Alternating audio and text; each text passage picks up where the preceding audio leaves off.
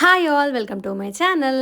ఈరోజైతే నేను మా ఇంట్లో గోంగూర పప్పు చేద్దామని అయితే స్టార్ట్ చేసిన. అసలు నేను పప్పు చేస్తే ఎప్పుడు అసలు టేస్టీగా రానే రాదు. ఈసారి కూడా అట్లే అసలు ఎట్లొస్తుందో అనుకున్నా కానీ టేస్ట్ మాత్రం చాలా బాగుంది. ఎట్లా చేసిన అయితే ప్రాసెస్ చూడండి. కందిపప్పు తీసుకొని మంచిగా వాష్ చేసుకొని పక్కన పెట్టుకున్న. అట్లనే గోంగూర, టమాటో ఇంకా కొంచెం కారం కూడా వేసుకొని ఒక 3 విజిల్స్ పెట్టిన. పప్పు అయితే మంచిగా ఉడికింది. తర్వాత దాన్ని మంచిగా కలుపుకున్న తర్వాత అయితే కొన్ని వాటర్ వేసుకొని కొంచెం సాల్ట్ వేసుకొని పక్కన పెట్టుకున్న తర్వాత ఇప్పుడైతే పోపు వేసుకుంటున్నా.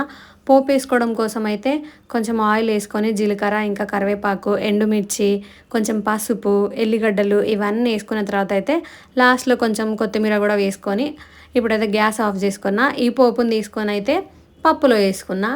ఇప్పుడు ఎమ్మి ఎమ్మి గోంగూర పప్పు అయితే రెడీ. టేస్ట్ మాత్రం చాలా అంటే చాలా బాగుంది. మీరు నా వంటలు ట్రై చేస్తే చేసుకోవచ్చు. చాలా బాగా టేస్టీగానే వస్తాయి. మరీ ఏం కాదు మనుషులకి. ఒకసారి ట్రై చేయండి. Like, share and comment, subscribe to my channel. Okay, బో.